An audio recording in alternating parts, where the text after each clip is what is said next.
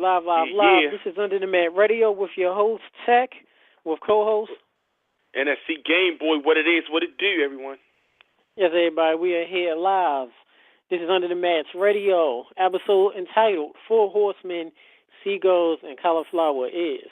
Because momentarily we will have two-time Hall of Famer, not only in the WWE Hall of Fame, but also in the National Wrestling Hall of Fame, former manager of the greatest faction in pro wrestling history, the Four Horsemen, and also author of Wrestlers Are Like Seagulls.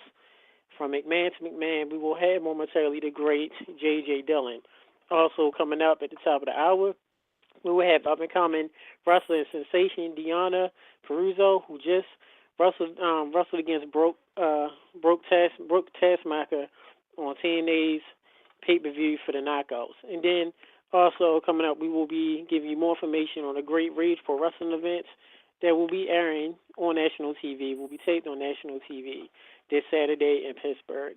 But with that being said, I'm your host, Tech. You can follow the show on Twitter at Tech_UTMR. You can follow NSC Game Boy at NSC Game Boy spelled correctly. Spell it correctly, people. Please do. And with that being said, real quick, I believe we have the man of the hour coming on in. This is J.J. Dillon. Yes. Yes, welcome. Hey. Welcome, sir, to Under the Mat Radio. Welcome. Yes. Thank you. And just a happy Veterans Day to all the people who have served and are serving and who made the ultimate sacrifice. It's a very important day in our lives, and just wanted to make a point of saying that about Veterans Day. Yes. Oh, yes, we did. Yeah. And we also do want to say that, too, on behalf of Under the Mats Radio and ProWrestlingPowerhouse.com and Pro Wrestling Powerhouse Network. We want to say happy Veterans Day to all of the great veterans around the world. We definitely want to say that. So, and how you guys doing this evening? I'm doing. We doing good. I'm great. Yeah, great.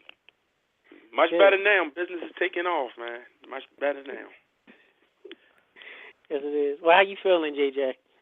I'm good. And who am I talking to? Right. Well, you're talking to Evan. I'm the one that the host of the show, and Tech, and you're talking also to NSC Game Boy, which is me, all sir. Right. Very good, guys. Thank you. So I want to say out front that the last 2 days I've been very fortunate. The last 2 years, not only did I did not have the flu, but didn't even have a cold. And then, of course, fate would have it 2 days ago, I came down with really a bad cold, and yesterday was by far the worst day. And then today it seemed a little better, and I've taken some medication. So I'm hoping to be able to hang in with you, and we'll give it a go. And hopefully my voice holds up. But if I don't sound the same as you anticipate, that would be the reason I've been fighting this cold. Oh, well, that's fine. We got you here, and we definitely appreciate your sacrifice and you taking time out of your busy schedule to come on this show. Well, I always have time to talk wrestling, and any opportunity to reach out to the fans and to be able to communicate with them, I always enjoy doing that. And when I make a commitment, I hate to have something like a cold, knock me down. So here I am, and I'm ready to roll. Yes. Now, before we talk about your book, and that's momentarily the big topic we're going to cover today, JJ, is your book, your great book that you have out, and talk about the Cauliflower Alley Club and you being a part of the National Wrestling Hall of Fame. We do have a couple of callers that want to talk to you. Is it okay if we if you answer a couple of calls real quick? Absolutely. Okay. We're going to bring in right now area code T40. Welcome to Under the Mats Radio with J.J. Dillon. Yeah. My question for J.J. is, when he did the manager Battle Royal, was there any manager that he felt should have been a wrestler based on his skill level when he was doing his Battle Royals? Wow, I'm kind of drawing a blank as to the manager's Battle Royal as to who all was in it, but there have been a number of managers going back in the history who were, also enjoyed some success in the ring. Guys like Lou Albano and Gary Hart,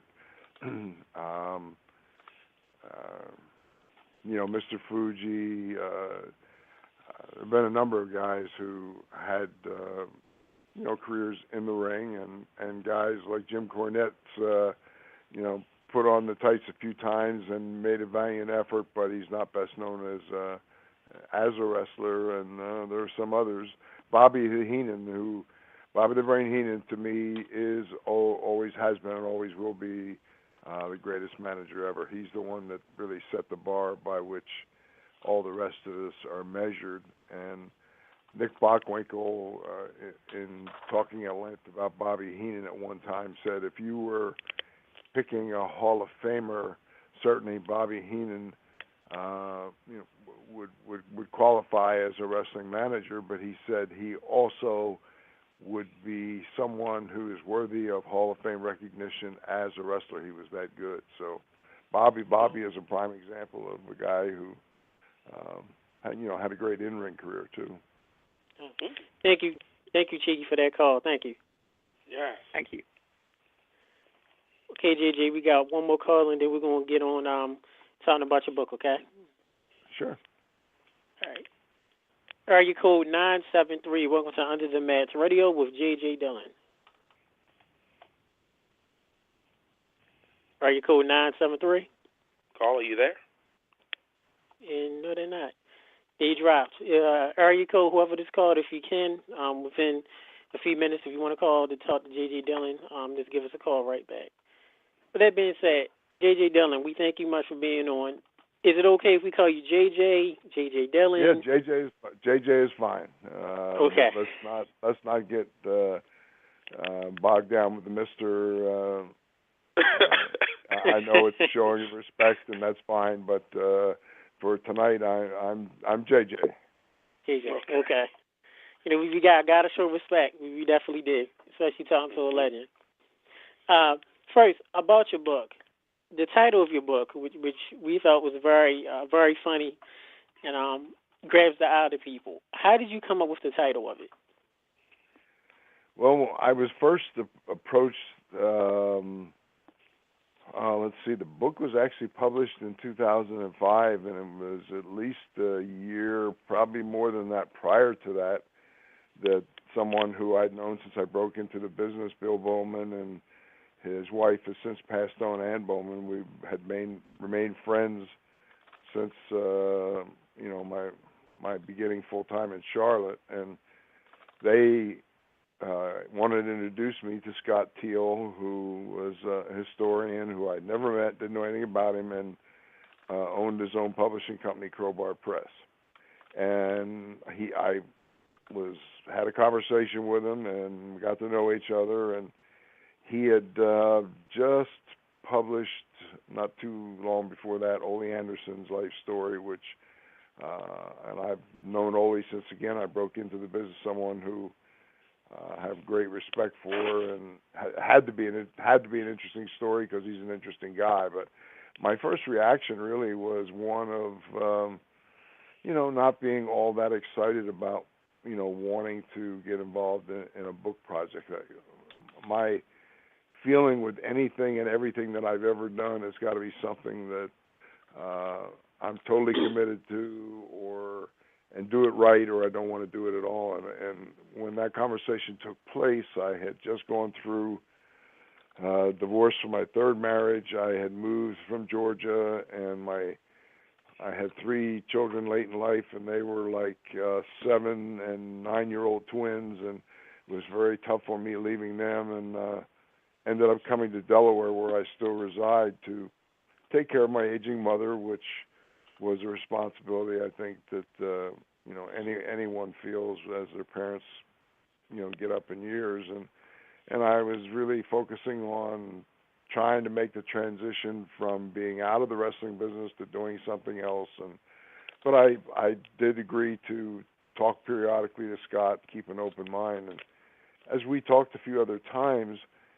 the one thing that really, really stuck in my mind is that my 3 children were born after I had walked out of the ring and was working. I was from 1989 to 96 in the front offices with Vince McMahon, and here they knew really very little about what I had done for the majority of my life. So that was really my motivating factor, because it's hard to make money writing a book about wrestling, and I was satisfied that Scott Teal was certainly a respected historian, and just on what he did with Ole's book, I knew that he was an excellent author. And so I decided that it was a good idea to tell my life story, to create a record that as time went by and as I got older, and my kids got older, it would be a permanent record of my life story, because it does encompass from when I first discovered wrestling as a teenager in Trenton, New Jersey, 16 years old on a black and white TV. I'm giving my age away, but fell in love with wrestling, and different people have different dreams, and that was my dream, to be a wrestler. And it wasn't an easy route, because there were no wrestling schools, or there was no no way to get into the business. If you lived in a big area where you knew somebody that trained at a gym that was a wrestler, you might be able to make a connection that way, or some of the guys that were second generation. But in that era, you were independent contractors, and the old timers weren't really all that anxious to help a young guy have an easy road to break into the business, no matter how talented you were, because they looked at you as potentially someone that could take their place. So I wanted to tell my whole story from the time as a referee, which at one point I thought that was going to be as far as it would take me. I was a referee for about 8 years on a part-time basis, and I didn't really have any formal training other than I did wrestle in college, and I had played judo, and I was the third man in the ring for many of Bruno Sammartino's championship matches in that era, when he was defending his title against people like Gorilla Monsoon and Killer Kowalski and George the Animal Steel and the Sheik and Professor Tanaka. And it's amazing how being in the ring, so close to the action in a huge sold-out arena, and with the energy that is created in those championship matches, I learned more just being that close to see what they did and how the fans reacted. And then once I got my chance to get my foot in the door, then I had to fine-tune the mechanical aspects of it, make some mistakes, but again, I had people willing to help me, and it was the Sheik coming east to challenge Bruno Sammartino, and just casual conversation in the dressing room, and that had been my dream. And he said, "Hey man, I promote around Detroit. Come on out, put the tights on, and we'll see what you can do." And that's how it started on a part-time basis. And a couple of years later, I had a chance to go to Charlotte when Jim Crockett Sr. was still alive, and at that point I was 28 years old, the months for my 29th birthday, and that's when I started my career as a full-time professional wrestler and never looked back. Wow. Yes, I'm going to turn it over to my co-host, NXT Game Boy. First of all, JJ, with you being through so much, and with your book, I know it's a true definition of pretty much the same caliber of, winning those prestigious belts. And can you give us an idea about the Hall of Fame, though, real quick? When I started, really, the Hall of Fame, there was no wrestling Hall of Fame. Hall of Fame was baseball Cooperstown, and my first goal in life was just to be able to hopefully get a pair of tights on and get in the ring and become a wrestler. And I had three criteria in my mind that not only did I make it and was in the ring and wrestling, but the stars of that era were the guys who went to the tournaments in Japan, who wrestled in Australia where Jim Barnett had been incredibly successful. And then the other big one really was because I had gone to Madison Square Garden to see all these great stars, Bobo Brazil and Haystacks Calhoun and Jeep Bighart. And so I thought, wow, someday wouldn't it be amazing if I could myself appear in Madison Square Garden. So that was kind of the one goal that I really, really wanted to make. And my life story really starts from as a fan. It's when I finally got a chance to get into business, and I'm a product of the territory era where I wrestled in most of the I didn't wrestle in all of them, but most of the territories around the country. I did get to go to Australia where I lived for a year. I made 7 tours in Japan because the Funks had a deal with Giant Baba and All Japan Wrestling, so that opened that door for me. And really, I'm best remembered as the leader of the Four Horsemen, which was certainly the pinnacle of my career. But people who haven't read wrestlers who like Seagulls or aren't historians and know much about my career don't realize that over a 20-year span between wrestling and wrestling/managing, I had over 3,200 professional wrestling matches. So, I'd really done it all, and I really got interested in the creative side right from the very beginning, because starting so late, I realized that there was a limit about, you talked earlier about guys who were managers who were great wrestlers. Precious Paul Ellering would be another one, and late in my career, I don't know how many times I was a special attraction on those cards wrestling Precious Paul Ellering, who managed the Road Warriors, but I knew that I couldn't do that forever.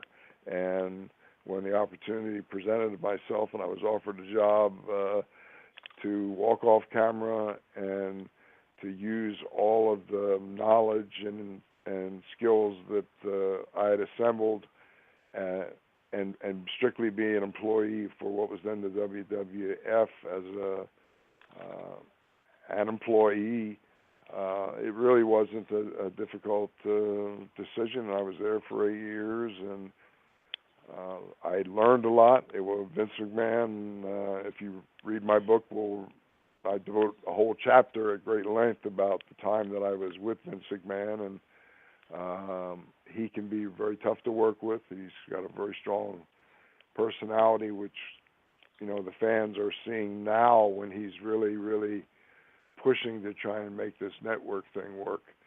And I left there and went to back to Georgia with World Championship Wrestling, figuring that that's where I retire, and had no idea that 5 years later that Eric Bischoff would run that into the ground, because he knew nothing about the wrestling business, and all of a sudden I'm out and having to look at something else. So the book really covers that whole thing, and the book was written after I was out of the wrestling business, so I really wasn't looking for a job. I had no axe to grind with anybody, and it kind of explained the whole history of wrestling, not from the very, very beginning, because wrestling was on TV before I started, obviously, but how the wrestling business operated. And I had a unique perspective of being on the inside, the whole way for all these great promoters that I worked with. And then it's a history of wrestling, and it's also an explanation of how the business operated and became profitable. So if you were going to teach a course in professional wrestling, it would be your textbook, Wrestling 101. And even if you're not a fan, I think it's a wonderful feel-good story about a kid that had a dream, and where else but here in America could a kid have a dream? JJ, I don't want to cut you off. We got somebody, a big fan who's been waiting. I just got the word. Our correspondent, Shinblade, are you there? Yes, I am. How you doing, gentlemen? Good. Hey, how are you? Man? Hey, I'm fine. Correspondent for Under the Mat Radio checking in. I actually have 2 questions for you, Mr. Jeff, if I can lay it down on you. Sure, absolutely. Go ahead. Okay, now I did a bit of research in the coming weeks before this interview now. So you been inducted into the Cauliflower Alley Club. I think that's a Hall of Fame. I'm not sure. Well, it's not really a Hall of Fame. It's a fraternity of wrestling people, and they're coming up with their 50th anniversary, 50th reunion. It was started by Iron Mike Mazurki as an informal thing and involves some boxing people, and the 50th reunion is coming up in April in Vegas. And I first went 10 years ago and became a lifetime member, and the following year in 2007 I was honored for my body of work as a wrestler and as a manager. But my Hall of Fame credentials are really the WWE Hall of Fame, where I was inducted as part of the Four Horsemen in Miami in 2012, which was the grouping with Barry Windham. And then the following year, the Professional Wrestling Hall of Fame, which in conjunction has a museum up in Amsterdam, New York, and I'm on the board there.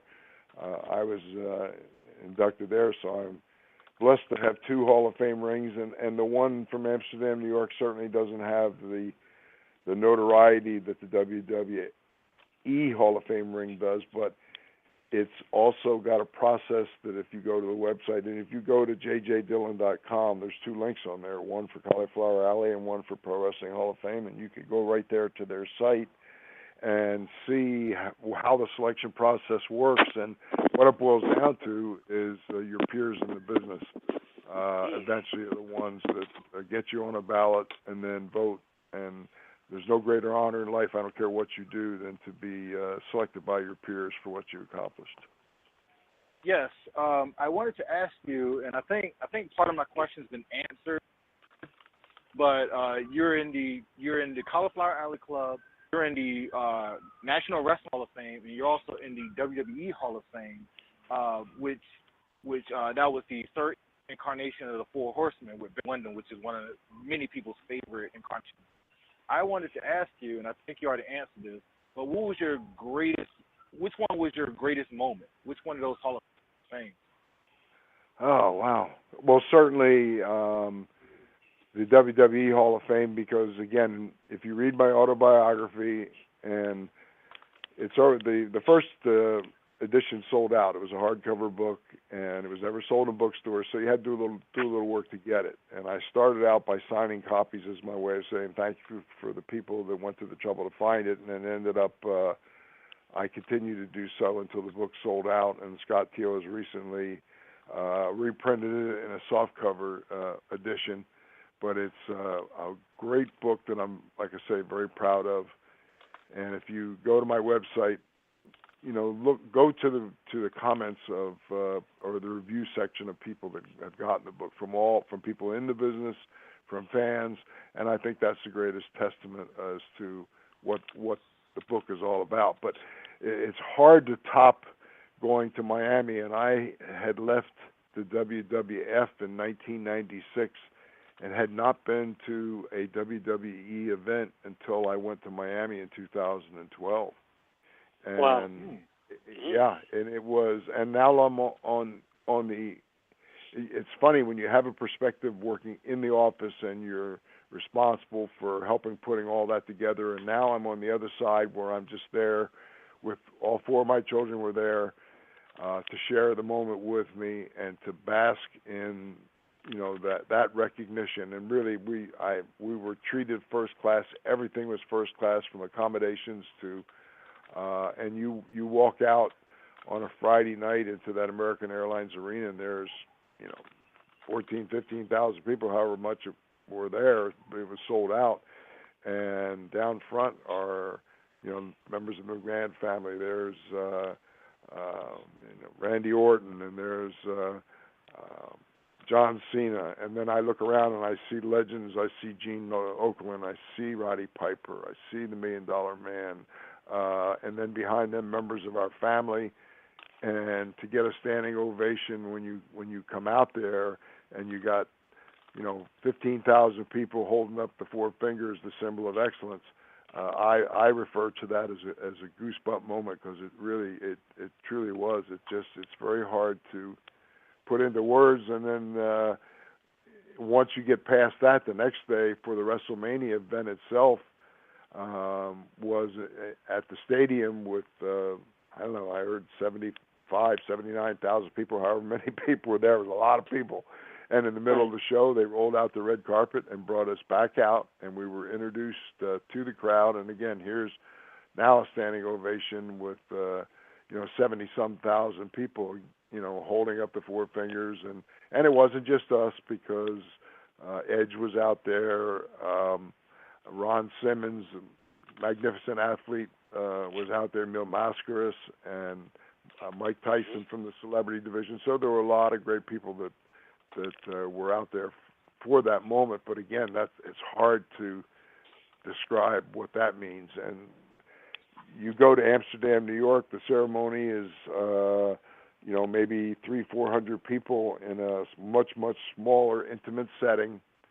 But it's the fact that the people in the industry decided that you were worthy of recognition. And there's a brick and mortar hall. It's the only museum dedicated solely to professional wrestling, and I encourage every wrestling fan at some point, just like every baseball fan needs to go to Cooperstown at some point and see the Hall of Fame, and less than an hour away is the Museum for Professional Wrestling, and it's got some incredible memorabilia, and there are plaques on the wall from the very first year, and I have a plaque that's up there that will remain there forever, and each year as a new class is inducted, those plaques go up, and to go there and see that is, again, what I call a goosebump moment. And this year, I was at the Fan Fest in Charlotte, which Greg Price had said was going to be his last one, and I guess he's going to do a modified version. But Tully and Arn and I were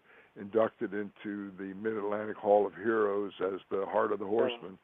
And again, that had tremendous meaning to me, because that's where I started my career, when Jim Crockett Sr., and then a decade later plus came back, and that's where I reached my pinnacle with the leader of the Horsemen, with Barry Windham. But as I look at the groups, the first group will always be special, because I think that if that grouping hadn't come together, because it was a spontaneous thing, the fans really created it, then maybe nothing else after that would have followed.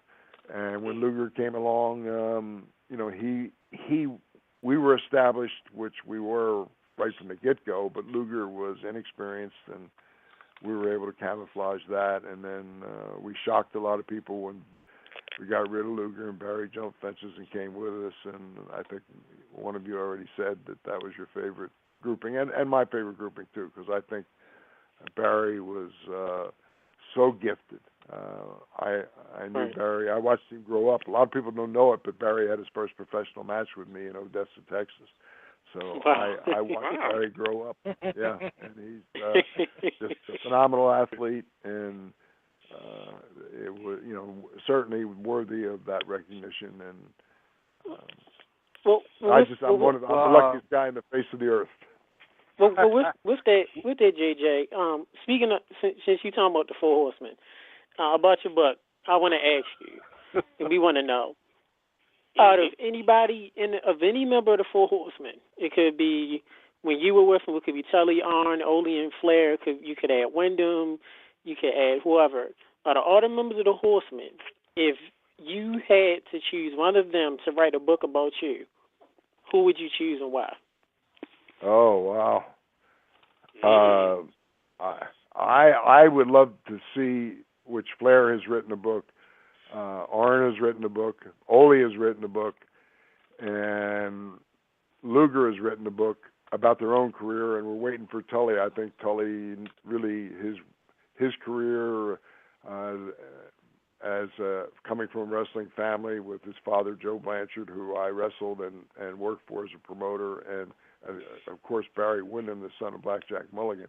Those are two stories that need to be told, and I feel that my story has been told.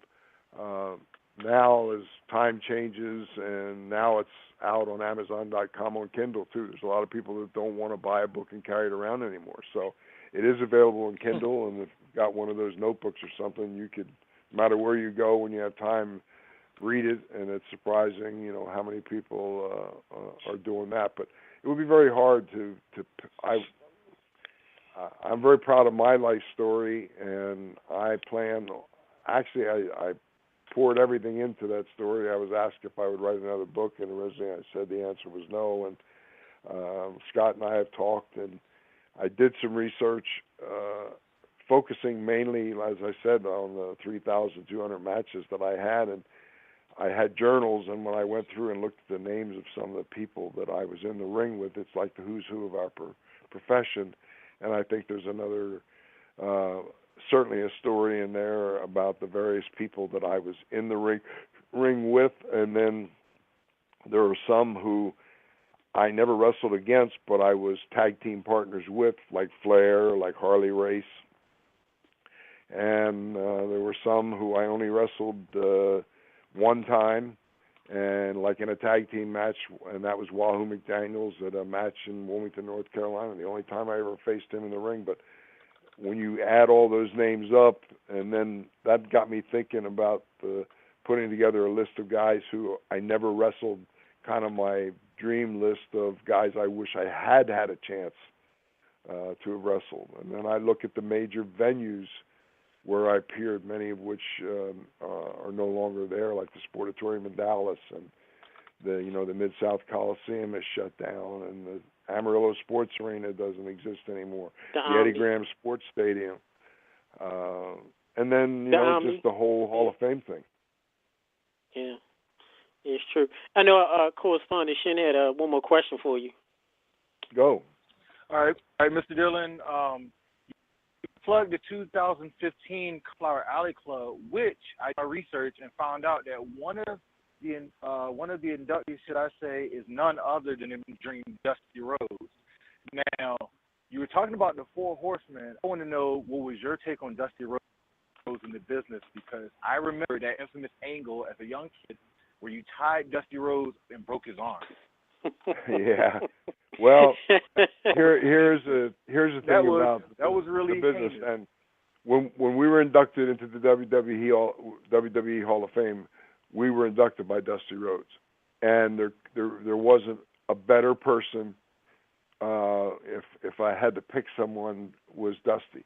And as great as the Horsemen were, and when we started, there was no way in the world that we ever thought that it would become as big as it became or last as long as it did. But no matter how much success we had, part of that success was who was standing on the other side of the ring when that bell rang. And really the main catalyst for all the guys for our greatest success was Dusty Rhodes. And he was surrounded by the Road Warriors and Magnum TA until his tragic accident, and Jimmy Valiant and Ron Garvin, and just so many great wrestlers and that was, I think, part of our success too. Was I was fortunate enough to be at the right place, the right time, in an era where there really was so much great talent. And Dusty sometimes gets a bad rap, which is very unfair, because I've known Dusty since one of my early matches when he was teamed with Dick Murdoch. They were the Texas Outlaws, and they finally split up and went on to great stardom as individuals. And I've known Dusty,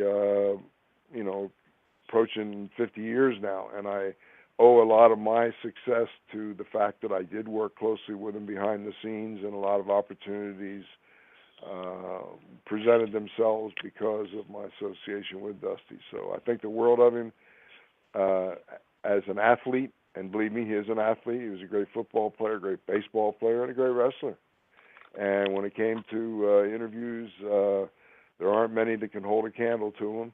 He had a great creative mind. He was a big picture guy, and I was always kind of a detail-oriented. So we complemented each other well, and he had longevity in the business, and he's still involved with teaching the young guys down in Orlando for the WWE training facility. And Dusty is a true icon, a true legend in the business, a great family man, and just his two sons are stars in the business. So what more can you say? And we would say JJ, that we got me and NFC Game Boy, we had the pleasure to meet Dustin, Dustin Rhodes, at a local event. And literally it was 2 days before he got signed with WWE again. Yeah. And, Dustin was a good guy. We got to talk to him for a good 10, 15 minutes. Very nice guy. We talked and, talking about the show, talking about, some of the, legends and boys that we talked to and knew. And that was his last indie show, because right after that Monday, that's when he started wrestling the Orton on Raw, and then the rest is history. He's now, one of the mainstays there, and we're happy for him. Yeah, and a lot of people thought it would be a short-term run for him, and he came back and fooled a lot of people because he's a very, very talented guy, and I couldn't be happier for him because I watched him grow up all those years. So I'm happy for him. He deserves it because he earned it. Well, Mr. J.J. Dillon, it was an honor to talk to you as far as being the correspondent of Under the Mat Radio. It's been a big pleasure, and I hope to get a copy of your book. So I'll pick it up whenever I can find the copy. So thank you very much. Yeah, if I go to Cauliflower Alley or I go to Pro Wrestling Hall of Fame, or I'm appearing this weekend in Orlando at a independent wrestling event, and I always try to bring a few copies of the book with me, and which saves whoever wants one some postage, and I'm always happy to sign the copy for them if they so want it. And it's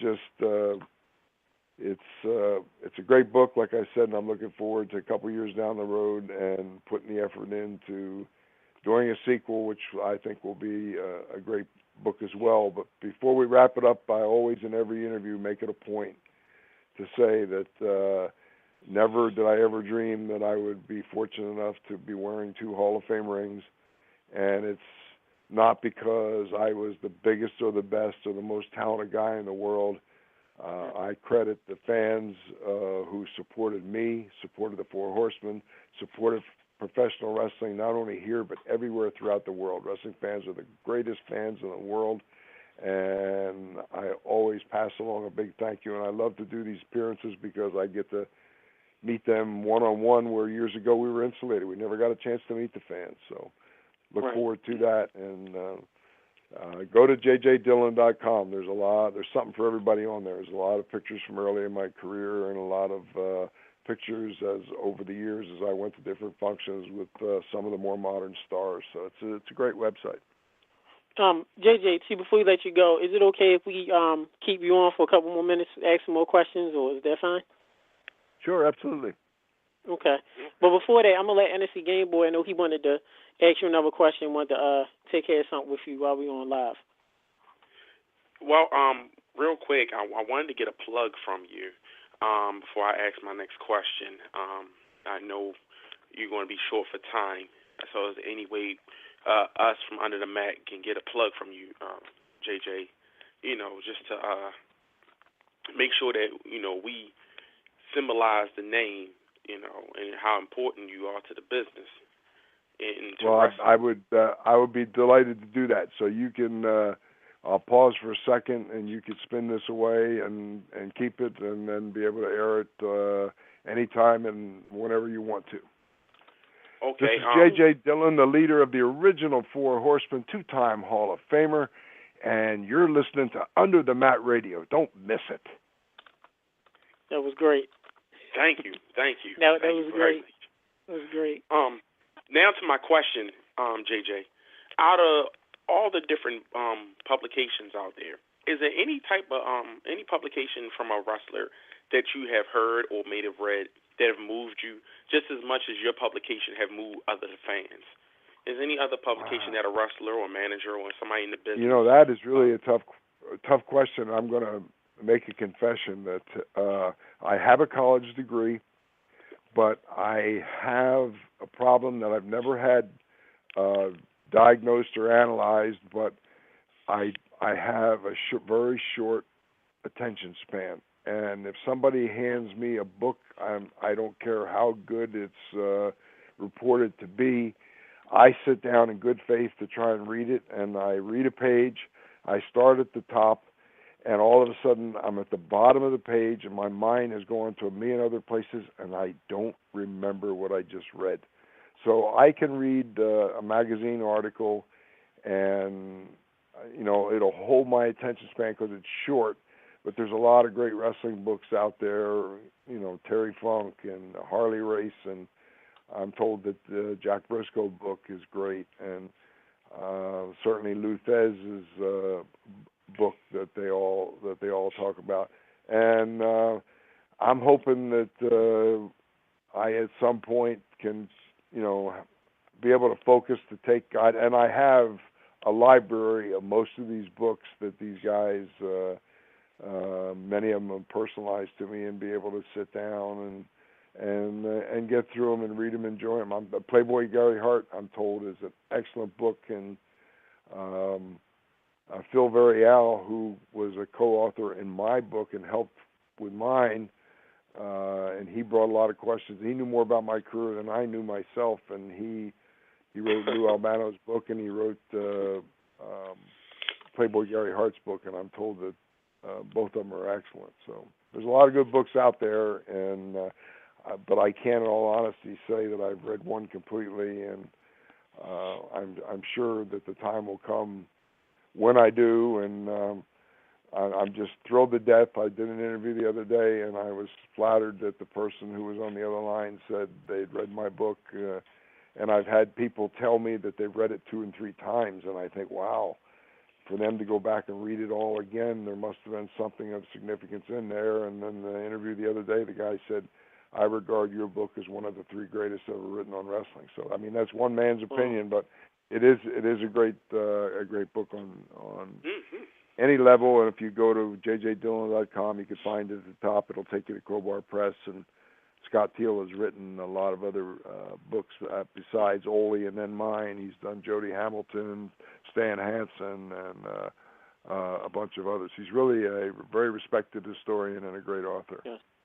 We here Under the Mat Radio want to give a big shout out to Scott Teal. If you're listening now or go and listen later to the archived version of this, big ups to Scott. I know we've talked to Scott directly through email, and very good guy. And definitely want to give him big ups and thank him for providing us with you on the show today.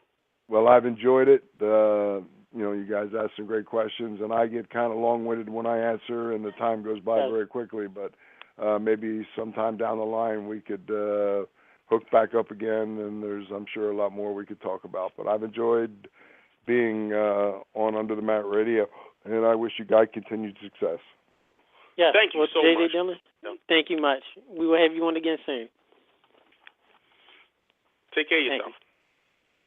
Thank you. Everybody, that was the great J.J. Dillon, former manager of the Four Horsemen, 2-time Hall of Famer, and author of Wrestlers Are Like Seagulls. Great dude. NFC Game Boy, your thoughts? It was J.J. Dillon. Highly respected for his contributions, not in just wrestling, but managing one of the most legendary groups of all time in wrestling.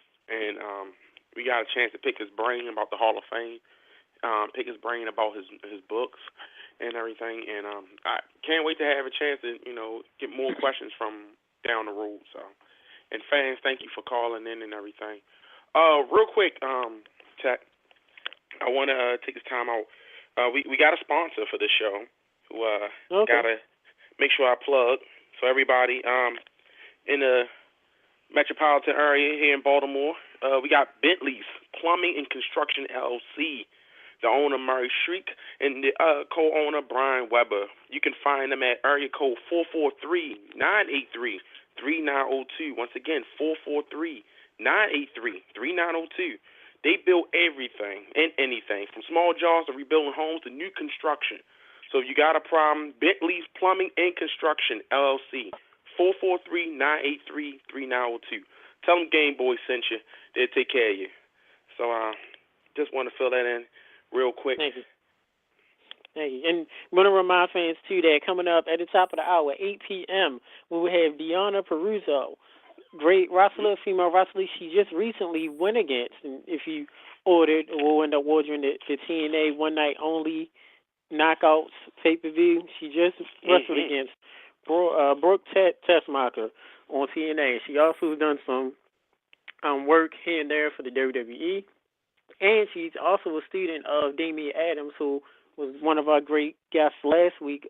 She's one of the students of his wrestling school. So she'll be joining us at the top of the hour at 8 p.m.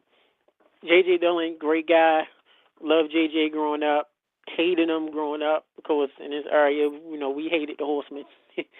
So I've always said that, and anybody know me and being a wrestling fan, I've always said that the top two managers of all time, in my opinion, number one was Bobby Heenan, number two was J.J. Dillon, number three after him will be Jim Cornette. So, and of course, we say this a lot. It breaks our heart that we can't get a chance to talk to Bobby Heenan, of course, because he's dealing with, the battle with throat cancer. He's not able to speak anymore. But Bobby Heenan, like JJ said, the greatest manager of all time. No offense to any other. There was many other great managers, The Wizard, Lou Albano, Jimmy Hart, but Bobby Heenan was the greatest. No one will ever be greater than him. And JJ, in my opinion, will be the second. And it's the thing, what kind of guy JJ Dillon was. He did everything in the business. He refereed, he wrestled, and then he managed the Four Horsemen. And there's a company that I believe have an interview with JJ Dillon where he talks about how it was traveling with the Horsemen, the limousine riding, jet flying, going to the clubs, going to the bars, hanging out late at night, the party shows. That was a lot of work, and the fact that he was able to be the man behind it and to orchestrate it and be able to be around them and keep them, not that they did anything bad, but keep them focused, that says a lot. It definitely does. And if you Game Boy, you think you may have been up to the task? I mean, you got to remember, you're talking about a man who had multiple titles in the business. And, your current wrestler today on the roster couldn't even compete in doing all that and still be able to keep himself relevant inside the ring, let alone outside the ring. A lot of these guys back then, they had a lot of titles. They did managing, and yes, they did a little wrestling, but, they were referees, they were in the front office. These guys made a big transition. Look how long it took Triple H just to get transitioned into his part, in the company and everything. So it just goes to show you back in the day, these guys were prepared and more eager to jump to these spots, but at the same time, still being able to deliver in the ring. Just a pleasure, having a chance to pick his brain with that, and especially with the Hall of Fame information, Tech. Yes, it definitely is. Well, since we have time, anybody, if you want to call in, we have 12 minutes free. You want to call in 760-888-5749, 760-888-5749. If you want to call in, talk about J.J. Dillon, your memories of J.J. Dillon, the Horsemen. If you want to talk about Monday Night Raw from last night, if you want to talk about anything wrestling related, Lucha Underground, or what have you, do feel free to call in. Anything, Game Boy? You got to talk about Saturday. Oh, yeah. We got time. We can mention Saturday now. We're going to do it later. But this Saturday, our great sponsor, Rage Pro Wrestling. Red, you know him, great guy. I know NSC Game Boy. I know you was out in Vegas doing some business with Red, taking care of some things for the future for Under the Match Radio, for Rage Pro Wrestling.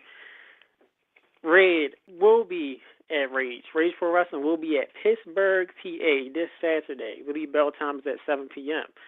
It will be this event will be taped live for national TV that will air on MAV TV, M-A-V TV. MAV TV is a nationally syndicated network all around the world. You can watch this channel. It is on DirecTV, Dish Network, and other cable subscribers and satellite subscribers. Great show.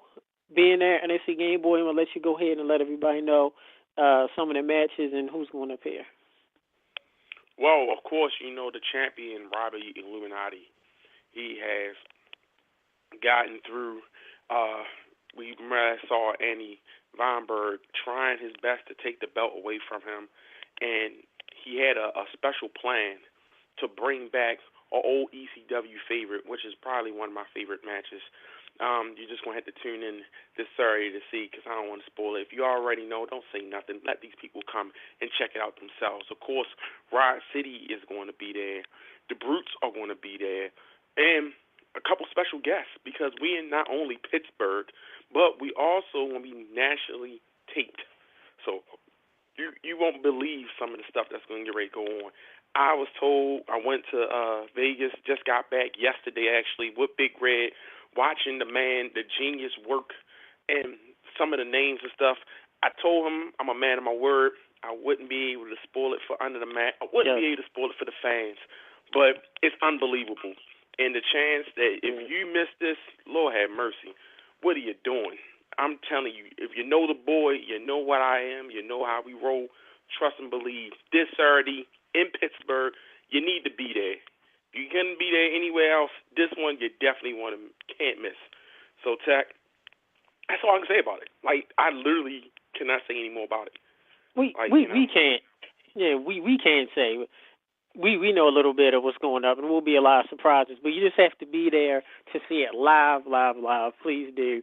Any questions about tickets? Any questions about the show, address, or what have you? Hit us up. Hit up Under the Mat Facebook page. Email us at underthemat@gmail.com. Or even tweet us at @SAC_UTMR. Of course, tweet NSC Game Boy at NSC Game Boy spelled correctly.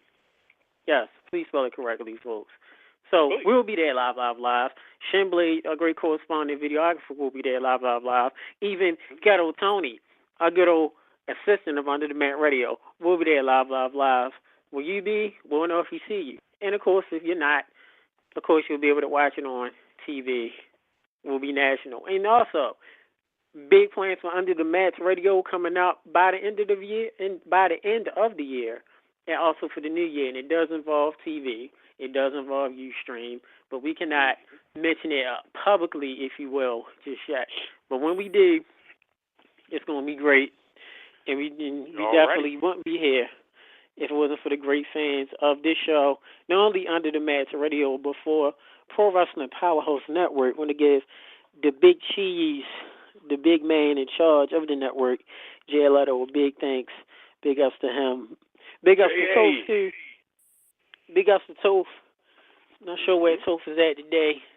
He normally calls in. Give him a big ups to Toph. I know he's probably listening later on. So, and it's a Game Boy. Monday Night Raw. Which I know, I caught a little glimpse of it. I know you did. Yeah, I watched it DVR. Excuse me. I actually like Monday Night Raw. A lot of people are making reference to the New Day vignettes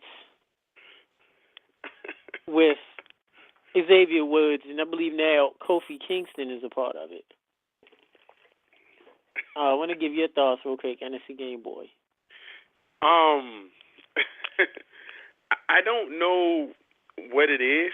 It's kind of confusing to me, only because it's kind of like this church, congregation, group. Like they're trying to build this fraction of guys, black wrestlers, and some type of congregation or whatever. It looks crazy. I don't know. Do they? I don't know the point they're trying to reach with that, but you just have to wait to see. It was very confusing. I do agree. I grew up in the church, still go to church on a regular. I understand some of it, but still a part of it, even on my end, is a little confusing. I'm not sure if Xavier Woods is a James Brown-esque character. We're not really sure. We'll have to see. Definitely we'll have to see on that. Your thoughts real quick. How's Survivor Series shaping up in your eyes? Well, I like the fact that it's going back to the traditional Survivor Series match. You know, the team thing. Of course, everybody knows that the Authority will lose their power if John Cena's group wins. John Cena's group consists of course, him, Dolph Ziggler, The Big Show, and Sheamus. They're missing their fifth guy, where the Authority is, what's his name? Seth Rollins, Kane, Corporate Kane, Rusev, the church flag, and and Mark Henry. And they're also supposed to have Ryback, who pretty much turned on John Cena and turned on the Authority last night. So the big question mark is, who's he going to join with? And at the end of the show, Luke Harper came in and he became the fifth member of the Authority after dealing with Dolph Ziggler, which I was actually kind of shocked, but at the same time, I was surprised that, they was actually, keeping the tradition alive. WWE likes to experiment with their major pay-per-views. This is the last of the big four. So it was kind of cool, believe it or not. Raw was actually a little alright, and shout out to Rusev and Sheamus for stealing the show. What a great match! If you missed it, if you DVR'd it, go back and watch it. I didn't get the chance to see it last week when Rusev won the belt, but this match right here, really, really, really good. Nice slow pace, told the story well. Great athleticism from both guys. Easily the match of the night. It's just a great match. I haven't seen a really great singles match in Raw in a few weeks. So, and lastly, shout out to the boy Bray Wyatt and Dean Ambrose, the frantic, great session between them two. Their promos by itself is easily enough more than actually seeing them guys wrestle. I can't wait to Survivor Series to see them two guys really go at it. But shout out to their promos, man. Just very well done. That's pretty much the gist of it. How about you, Tag? I'm running in my mouth. Got to bring you back in. No, it's fine, man. Just listening to you. I didn't really get to catch Raw as much. I caught a little snippets of Raw. We'll have to rewatch it. But was out with family. But from what I did see of Raw, it was pretty good. I totally missed the Rusev match, but everybody on social media, that's all they've been talking about is Sheamus and Rusev. I'm really glad Sheamus got something to do instead of just looking pale. Coming to the ring, just looking like a big Irishman that has nothing else better to do. Beat his chest. So it was good that you have them two in a program. And I'm looking forward to Survivor Series. If you want to go real old school Survivor Series, anybody remember the old school ones, every match was, and I don't know if WWE has enough people, every match was a 5-on-5. And what a lot of younger fans, little 4-kid fans, got to understand is now everything is so flashy. Everybody has a finishing move, and you watch a match, so you're all, you're trained psychologically to know, the match is going to end with a kick or elbow. He didn't do his finishing move. Cena didn't do the little flip attitude adjustment. We call it the child protector. Cena didn't do his finishing move. The Rock didn't do the rock bottom, so the match is over. Back in the 80s, the matches could end with any move. Matches ended with headbutts, elbows, eye pokes, knee drops, and these guys had finishing moves. So the good part about back in the day was you didn't know who was going to get eliminated or by what move. Someone could randomly come in and elbow you on your head, 1, 2, 3, you're eliminated. So it was pretty fun then. But I'm glad the Survivor Series is back. I'm glad it's a traditional match. Of course, all the matches won't be like this, but I'm glad the main event match is traditional. Looking forward to Bray Wyatt and Dean Ambrose. Definitely something different. Now, I believe, NFC Game Boy real quick, Brie Bella is going against, who was that? I don't know. Okay. You don't know. I don't know. With that being said, speaking of female wrestlers, and hopefully she doesn't get mad because we mentioned Brie Bella, We're now bringing to you the honor, Purrazzo. Did we get your last name right? Purrazzo, but that's okay. Purrazzo. Thanks for having me, guys. How are you? We're doing Hey, good. love, how you doing? Welcome to Under the Mat Radio. We you. got that. Thank you. Get to have you on again. We got to have you on a little snippet last week, and your great trainer and the boss of the wrestling school. Big up to Damian Adams. Was on last week. So now we got you. Now it's your turn. Thank you guys for having me. Oh, no problem. So, no problem.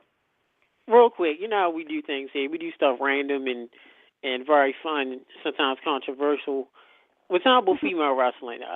Do you follow female wrestling, the current state of female wrestling for WWE? Of course, we'll get to TNA a little bit later, but what's your thoughts of the air quote divas of the WWE? I follow a little bit. I just try to keep up with the product. I don't watch Raw maybe as much as people think, being a women's wrestler I should, but I do try to keep up with what's going on. I think, the product has gotten better, and it's great to see, that the women are being given time on TV and things like that. So it's good to see, we're being given a chance again. Okay. Now, we'll get to TNA. You just got finished, and we finally got to see you go against Brooke TESSMACHER on TNA. Let us know the story of how did that all start, and let us know about how it was and your experience in TNA. It was great. It was so random, and I just didn't expect it. I think I told you guys last week, it was like Christy Hemme called me Thursday afternoon, and I was down there Friday afternoon. So it was something I didn't expect to have the chance to do, but I am totally grateful that I was able to be a part of it. To wrestle Brooke, I've met her a few times before that, and she's great to work with. I think, now everyone's gotten to see kind of the pay-per-view, and I've gotten a lot of mixed reviews. I've read, where people say, they didn't like it, and some people, have let me know that they thought it was great. But I'm just happy with what my first major thing in wrestling was. And it, like, someone had tweeted at me, that for my first match in wrestling, but it was my 8th match in front of a crowd ever. So to be able to do something like that is, I was honored to be a part of it.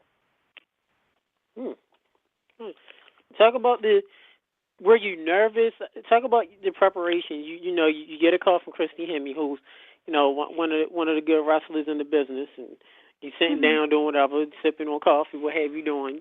Christy Hemme calls you, and next thing you know, you're at TNA. So tell us your mindset. What's going through your mind? How you feeling? That this is right before you're about to go on live national TV, pay-per-view taping actually for TNA. It was. Like I said, it was so crazy how it all came about. And I remember after I got off the phone with her, we worked out all the details of getting down there. I went to work, and I work in a daycare. So I went to work with 23 screaming 5-year-olds, and my mind was just not able to process all that was going on because this was my opportunity. And I was lucky that I had met Pat Kenny here at the school with Damien. He brought him in. Pat Kenny is Simon Diamond he is creative at TNA. So I had met him a few times before. So when I got down there, there were definitely some familiar faces that made it a little bit more comfortable for me, and Damien came with me. So I wasn't alone there, but just to, be around all these people that made me want to be a wrestler that I grew up watching, it was just an amazing experience. And just to be able to be mentored by some of them and talk through what they wanted to see and coach through it all, it made me feel a little comfortable being out of my element and something I've never done before. And it's a Game Boy? Well, you talked about your preparation, and you talked about the familiar faces and stuff. Was any butterflies really going in your stomach, and with going out there, actually being on television?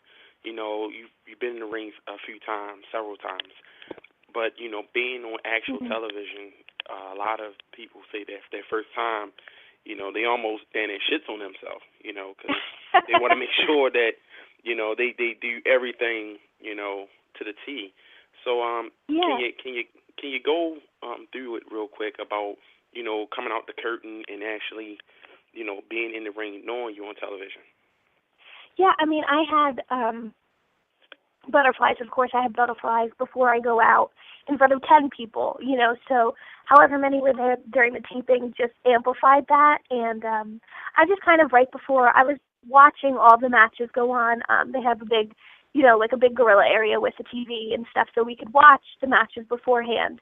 And so I was just sitting there watching, and, of course I was nervous. I was like in tears before they gave me the okay to walk out. And I have a ritual that I do before any show. I just kind of go in a corner and I pray and I do my own thing and I just mentally prepare. So that's really what I did. But as soon as I hit the ring, I walked down the ramp. I got in the ring with Earl Hebner. He was the ref. And when I got in the ring, it hit me more. And luckily you can't see it, but I was shaking, crying, when I got in the ring waiting for Brooke to make her entrance. So it was just very overwhelming, but in a good way. Mhm. Wow. Okay. Now, my next question is this, real quick. I'm sorry. Yeah, go, bro. My next question is, was there anything in the ring that you wasn't prepared throughout your match? Is there anything that kind of caught you off guard? Anything that, maybe some fans heckling, maybe a punch or slap, something that, she did that caught you off guard? Is there anything that kind of distracted you throughout your match? Nothing that I can remember. Everything, was went pretty smoothly, I think. Just I kind of went in a zone with it. So luckily, with Damien as my trainer, he's kind of worked for the past 2 years with me on preparing me for everything. So if there was a movement that she made or something we weren't expecting, I think I kind of just was able to, be in that zone and be able to handle it. So watching back, I've watched it a few times now. There wasn't anything that stood out to me. Oh, okay. That's cool. Tech, I'm yeah. sorry. Go ahead, man. Now, you said you were crying. Were these tears, were you able to see these tears in HD? Some people, they say they cry. You can't, their eyes just water up and they start having the sniffles. Or was it like big old bucket tears where you could just see it just falling down on your face? No, it was more, I kind of controlled it, I think, very well. But it was just more tears in my eyes. I got the sniffles. I had to keep reminding myself, all right, you can do this, just breathe.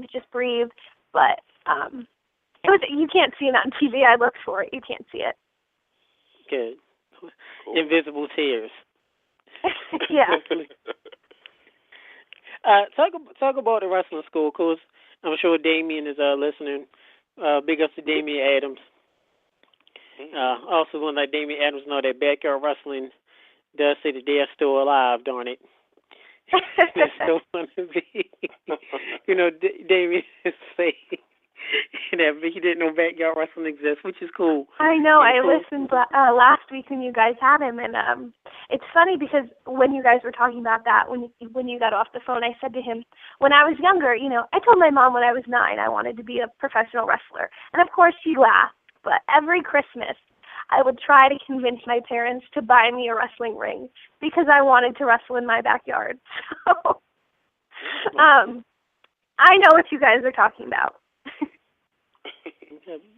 I believe we have a caller. I'm not sure. Let me see. Is this Shimblade? Sure. Hello? Area code T40. Hello. Yes, yeah, my question is, have you ever dated a... Can you repeat that My question is, have you ever dated a male wrestler? Have I ever dated a male wrestler? Right. Damien Adams is actually my boyfriend. So currently I am dating a wrestler, yes. Wow, okay. No more kayfabe. Yes, kayfabe is dead. It's all out there. This is the 80s when nobody know it all.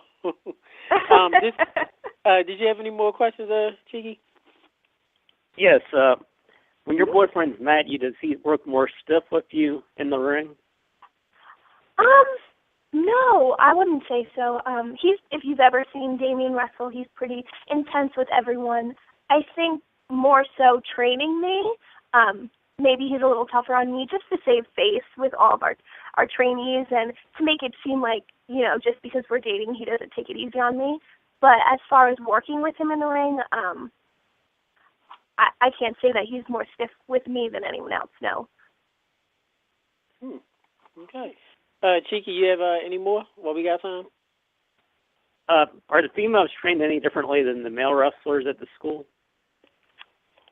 No, at the time when I had first started, I was the only woman training. So they just threw me to the wolves with all the guys. So as far as learning bumps or taking certain bumps and learning how to punch, anything like that, I've been fortunate enough to be trained just like a guy. And I'm real thankful for that. Okay. No special privileges. Yeah, not at all. Cheeky, thanks so much, buddy. Thank you. Thank you. Now, Deonna, if that's okay, if we call you that first name, or do you want us to call you another name? Okay. NFC game, well, we always try to make sure everyone to be called different things now. So. Oh no, that's okay. Deonna's fine. How do you get? And I'm gonna take a page from my co-host. Hopefully, NFC game, will you don't mind? Normally, he asks this question. How do you get? What kind of reaction do you get, Deonna, saying that you're a pro wrestler? Now, you have a nice, sweet voice. You hear your voice on the phone. The last thing anybody would think is that you're a professional wrestler. So when you tell somebody that you're a pro wrestler, they look at you, they hear your voice and see your body type. What reaction do you get? A lot of people are shocked. And then you have the people that see me and see, not that I'm the most muscular female there is, but they see, my body type and they're like, all right, I knew you were an athlete. A lot of people are shocked, though. I was a participant in the Miss New Jersey USA pageant this past October, and that was the one thing that I had on my fact sheet for them. So when I first got to introduce myself, the judges were shocked. They were like, there's no way, you don't look like you could do that. And I'm like, well, it's all I've ever wanted to do. So a lot of people are just taken aback, and they have, a lot of questions. Does it hurt? Is it real? What is my lifestyle like, my diet, my workout, things like that. So those are more of the questions that I get once they get over the initial shock. Mm-hmm. All right. How does this feel for you? And you made history. TNA definitely had Knockdown. If I'm correct, this was an all-female wrestling pay-per-view. Yes. This, I believe, hasn't been done. I think this is probably the first time that this has ever been done. If not one of the rare times it's been done. How does it make you feel that you were able to be one of the women to be on one of the rarest forms of events? Because I don't think WWE has even done an all women's pay-per-view. Matter of fact, they don't even have enough wrestlers, so they can't even do that. They only got two, three wrestlers.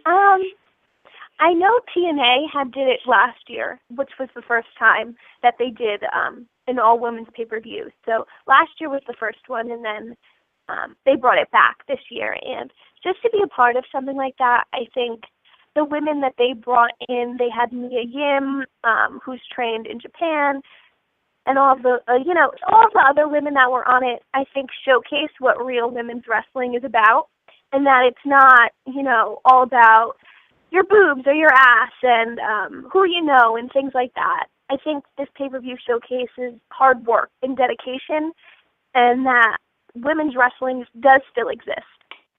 And, being in this business so little time, it's really humbling to me, because I have gotten to work with some of the best and, was able to stand up to what they had to offer. You know what I mean? I showed that I had the potential to be able to do that too. And it's just, it was an amazing experience all around with the women that I got to work with and working with TNA as a whole, with Brooke. So I've gotten a lot of opportunities to come from it. So I just think that if there's women's wrestlers or aspiring women's wrestlers listening, that this is something that they really need to be, this is something they need to watch, and this is what they want to emulate. You don't want to emulate the women that walk around in bras and thongs, and that's what they wrestle in, because that's not women's wrestling, to me, at least. What did you learn from Brooke TESSMACHER, or any other, if you can share any stories of being backstage with all of the women wrestlers, not divas, not saying that you're not, but women wrestlers, female wrestling, women that wrestle as opposed to just models that wrestle, women that wrestle that look like models that, actually look attractive. It's totally different. Total difference. What did you learn from everybody? I think that I learned, most importantly, to be comfortable in who I am and what I'm there to do. Of course, as this was my first big thing, so when I got there, I kind of was walking on eggshells and, doing the wrestler thing, have wrestling etiquette, just going up and shaking everyone's hand, introducing myself. But as time went on that I was there, because I was there 2 days, Brooke just made me feel really comfortable, and said, who cares, you're here for this, and this is an amazing opportunity, embrace it, and be who I am. And luckily I knew a few faces down there, so I knew Pat Kenny, again, who's in TNA Creative, and, Rob, I know, and Brooke, and there was a few other familiar faces. So as more people that I got to know came in, I became more comfortable and more of myself, willing to talk and not just be wrestling 24/7. I was Deonna, the person, not the wrestler. So she really helped me with that. And Rob is incredible. He's just an incredible person, incredible wrestling mind. And I'm lucky enough that I see him, once a month. He's just helped me tremendously in every aspect of wrestling, whether it's advice on gear or advice on doing a promo or in-ring work. So he's really been an incredible mentor to have, too. And that's the Game Boy? Well, is there anybody that a woman's wrestler, that you really want to get your hands on? Somebody that you, not necessarily you want to get in the ring, but somebody that you just want to test out your ability to kind of push yourself. Is there a woman wrestler, and it doesn't have to be currently on television on the roster, but maybe somebody who's independent or someone who named or you have watched some of their matches and you like, I really want to get in the ring with her and me and her have a match. So I grew up watching Trish Stratus and Lita. So those are, or even Victoria, Tara. Those are probably three of the women that inspired me to want to become a wrestler. And if there was ever the opportunity to get in the ring with any of those three, and just not necessarily test out my abilities, but just be able to be in the ring with them and say that I did that, to be in the ring with the people that, inspired me to do this, that would be incredible. As far as now, people wrestling now, I get compared a lot to AJ Lee. We're from the same area in Jersey, just about, and we both have long black hair and things like that. So people often say that I look like her. So I think it would be a cool matchup to see both Jersey girls in the ring together. Okay, that could be a nice angle too. Yeah. Jersey girls, Now, talk about the Jersey girls. You're from Jersey. What are some of the stereotypes that you get being from Jersey, being a Jersey girl? I think, and this is partly true for me at least, I am 100% Italian, so I think a lot of stereotypes are that my family's involved with the mob, or that we all have this thick accent, and I'm trying to think other things. the Sunday dinner thing, which, of course, those stereotypes for me are true because that is my heritage. But I think we get a negative stereotype as far as Jersey Shore came along, being the party girls or the slutty girls and the club scene and things like that. That's a lot of stereotypes that I've fought. And I can say I've never been to a club. So, I think a lot of those things come about when you say I'm from Jersey. People think Snooki and JWoww, and a lot of just negative connotations come with that. So it's nice to see a good representation once in a while of New Jersey. Mm-hmm. Now, if you can give us information about the air quote Sunday dinners, what makes them so special?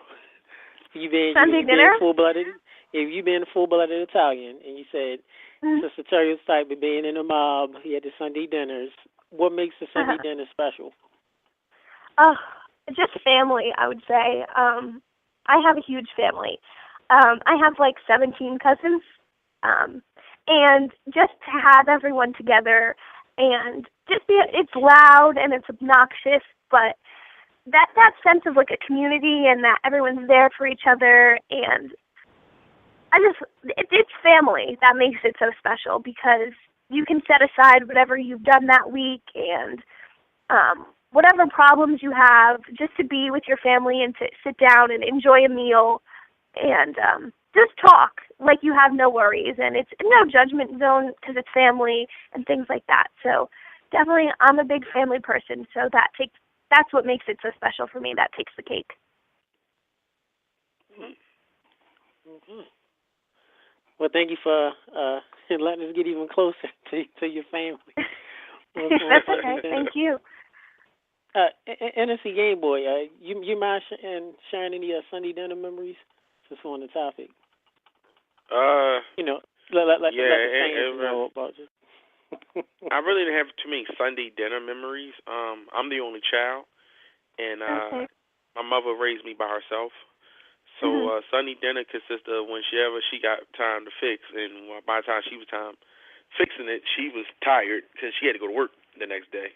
So my Sunday dinners consist of me eating at the table by myself, watching TV, But I'm 30-something years old. You know what I'm saying? It just, I don't know.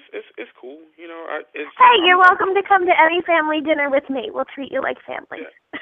Oh, thank you. As long as Damien approves, you ain't getting nothing. Yeah, he's there. He's always there.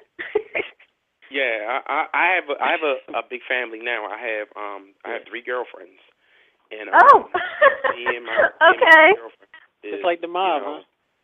Yeah, yeah. I have my own mob, so we have a chance to spend time together on Sundays. And now, The Walking Dead is our big show. So after we eat, we watch football. We watch The Walking Dead together and all that. And shout out to my girls. Tia, Cheryl, Janae. If y'all listening, shout out to y'all. Love y'all. Yeah, shout out. And everything. Well, that's good to hear. Good. Thank you. Speaking of that, please no spoiler alerts. Are you a fan of The Walking Dead or any other big TV shows, Deonna?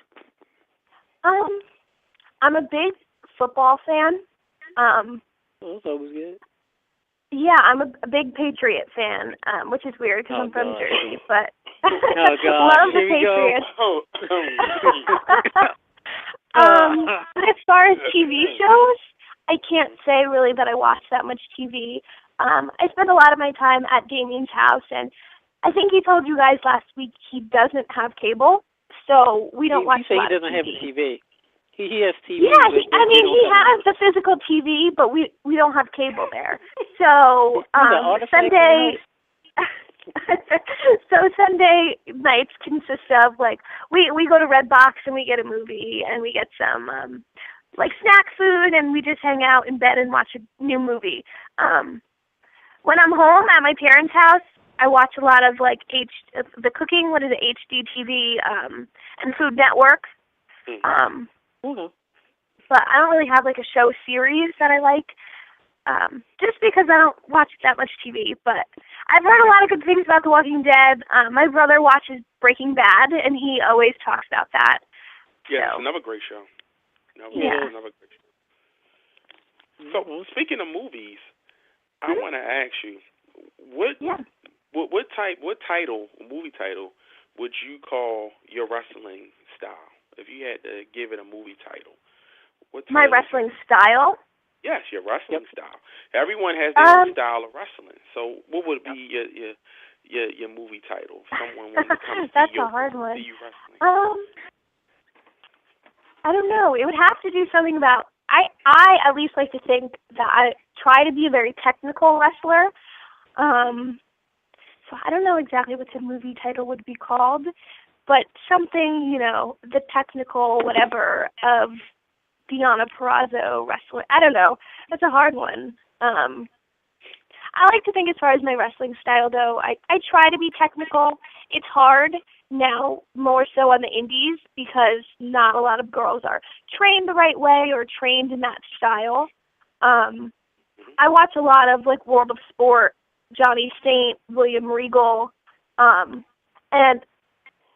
so I try to emulate a lot of things that they do, and that's different because it's a whole different, that's European style, and a lot of people don't study that, but I would say something about being technical. I don't know the exact name of it now, but I'll have to get back to you on that.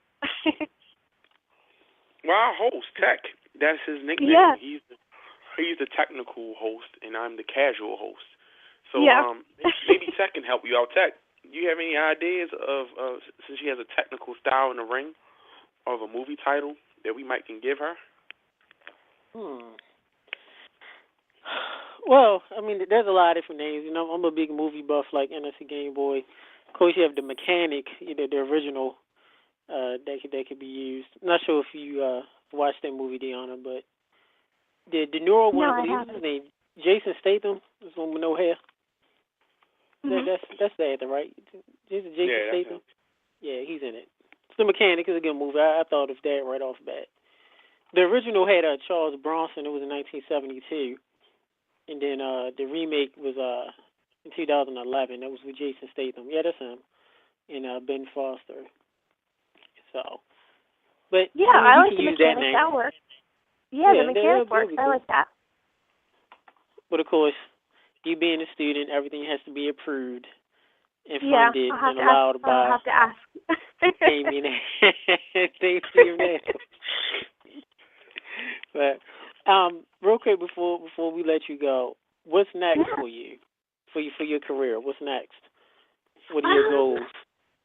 Like I said, after the pay-per-view, I've had a lot of opportunities come about, and I'm just trying to, finish some details on things I can't really get into now. I've had the opportunity to work as a Rosebud with WWE quite a few times, so there's always a possibility of go back to being an extra, or it's just kind of a waiting game with them. But I have a few things in the works right now, so hopefully I'll have some finalized things coming up. But you can always look on my Twitter for more shows. We have a lot going on, Damien and I, in the next couple months throughout the tri-state area. So I don't know, just a lot more wrestling, a lot more training, and whatever comes up, I'm willing and up for anything. So hopefully I'll have some finalized details soon. Now, before we let you go, you mentioned WWE, and I believe I did get wind of that from our correspondent and other listeners that you were a part of Adam Rose's party. Let us know your experience being in the WWE for that time, being a part of, what's the party name? Is it the Rosebuds? Being a part of the Rosebuds, let us know about that. How was that experience? Yeah, it was an amazing experience. Again, I had so much fun. Adam Rose is he's his character. He really is. He's so much fun. He just likes to joke around, and, even though it's a job, he can meet so many different people through this and make so many, I don't want to say friends because you're only there for a short amount of time, but, he's just, I love him. He's so much fun, and he made being there a lot more fun, especially coming back. You know, I did a 4-day loop with them, so I did 2 house shows, and then I did Raw and SmackDown. I had been there once in June, and then to come back, you know, he remembered me, and it just made me not as nervous. You know, being there and it's so corporate, and, you know, I don't want to say everyone's on their toes, but you don't know, you know, what to expect when you go there. You're thrown for a loop. So to be able to see the familiar face and to have him remember me, and again, when I was there in June, Rosita Thea, she was there, and so she was a familiar face, and so was Mandy Leone. So I had a lot of fun with those girls all week, and it was just, it was cool to be there for the 15th anniversary for SmackDown and to be able to, you know, do the segment with Stephanie McMahon and Kane. It was, you know, a dream come true, and now I'm just looking forward to being able to get back in the ring and show them more of what I can do. You know, when I was there, I picked Regal's brain so much. He probably got annoyed with me. The amount of questions I asked and the amount of times I was just like, can we talk? Because he's a big inspiration of mine, too. So it's cool to become a fan and then to be able to be there and have a job. You know what I mean? Even if it's just an extra, to be able to have that full circle kind of feeling. So, you know, hopefully I get to go back, and even if it's just for an extra or whatever it is, I'm just ready to prove myself to them now, too. I got it. I'm sorry. Go ahead, Nancy. The mechanic gal. You know how they got the mechanical? The mechanic gal. Yeah, no, that's perfect. I like that. G-A-L. See? Number one, first one under the mat. Yeah. Second, NFC Game Boy. Helped out. The mechanic gal. There you go. So the mechanic gal. You can add that. I like it. Yeah, mechanic gal. So, you know, you got your mechanic / gal. You know what I mean? Yep. Like that. Perfect. Yeah, like that. I will definitely have to ask Damien about that and let you know what he says. Yeah, hey, and you know what? I'm giving you all the rights to it. Knock yourself. I want to see shirts. I won't be like, hey, I remember that. I helped you with that. I'm like, yeah, I remember. You have, definitely. Go ahead. I mean, see that. I'm good with this, man. I'm good with this. Yeah. Go ahead, Zach.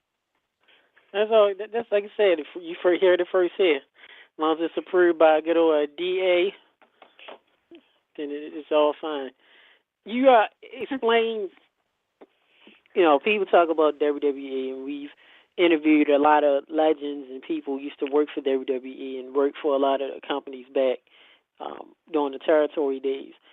How did you feel being backstage of WWE? Tell us about the atmosphere of, you know, being in the gorilla position, seeing how everything was worked behind the scenes, as opposed to fans who just see the ring when they come out. Like I said, it was really cool to be able to, you know, I grew up a fan, and my mom took me to WrestleMania down in Orlando for WrestleMania 24 and things like that. So it was cool to be backstage and see how things worked. Again, like I came full circle kind of. But to be in Gorilla and to be around, you know, who's there? Billy Kidman and Jamie Noble, John Laurinaitis are all back there, and to just be in the presence of such powerful people and that make this machine run was just an amazing experience. And then, you know, just to be able to get there at call time and just you're around all of these people that are running around trying to get their job done. It's hectic, but at the same time, like, I wouldn't have traded it for the world, you know. When I got home Tuesday night after SmackDown, I got home late and I slept probably like all day Wednesday. But I was sad, you know. I was like, oh, you know, I would never not want to be there all the time, you know. It was just, if I could be there 24/7, I would. You know, I just feel like those people have the best job in the world. But to be backstage, like I said, it was more humbling to me to be able to come full circle in such a short amount of time. You know, I've only been wrestling for, in a few weeks, it'll be 2 years. So to get the opportunities that I've had, it was just really a time for reflection and a time for I don't know what I'm trying to say, but just that it was like an amazing transformation for me to go from fan to trainee to, okay, I have a job to do. They're relying on me to get this done, even just as an extra, you know. And for the 15th anniversary of SmackDown, we played, you know, such a big role in that segment with Adam, where our faces and our facials played such a role in, oh my God, he's facing Kane. So to have that, and they stressed all of that in Gorilla with us, you know, just look upset, look disappointed, look fearful. That was a big weight to have on extra shoulders, you know. So it was cool, the amount of weight that was put on us and what they wanted of us. And then to see how it all played out, I was excited to see it, and I think it came out very well. Yeah. And you know, and we actually remember that segment, the opening segment of SmackDown 15th anniversary, when, you know, the Rosebuds, Adam Rose came out, had to face Kane, and if I'm correct, Lance, our good old buddy Lance Noe was a part of the Rosebuds too, if I'm correct. Yes, he was. That was the first time I met Lance that weekend. But yeah, he was. He got chokeslammed, I think, too. Yep, he got chokeslammed. Yeah, that's our good old buddy Lance. If nobody knows, Lance is a part of a current roster for Maryland Championship Wrestling. Also, cousins of The Rock, son of, and he's gonna kill me for this. NSC Game Boy. You remember his dad? Is it Samu? Samu, right? Yeah. Samu. Yeah, I just worked for them. I saw him 2 weeks ago. I think I just worked for WXW, so I saw him again. Yeah, okay. Samu, very good. I got a quick question. Yeah. All right. We know that you said Trish Stratus and Lita are two of your all-time favorites. So let's switch it around real quick. Male. Is there a male wrestler that you looked up to as a kid, you wanted to emulate and put as part of your repertoire?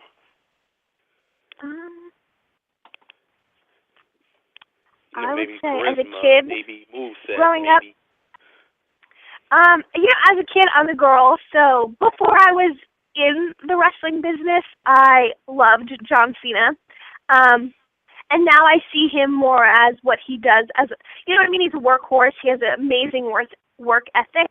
But as far as moveset, now that I know wrestling and I get the psychology of it, and I know what it entails to be like a good wrestler and have good technique, and not that Cena doesn't, but what I look for in my wrestling and what I would want to emulate, someone like Shawn Michaels or Ric Flair. Like I said earlier, I watch a lot of World of Sport, and I try to integrate that into my training. So William Regal. I've been lucky enough to train with Rip Rogers, who is the head trainer at OVW, and he trained Damian Adams. So I watch a lot of his old stuff with WCW.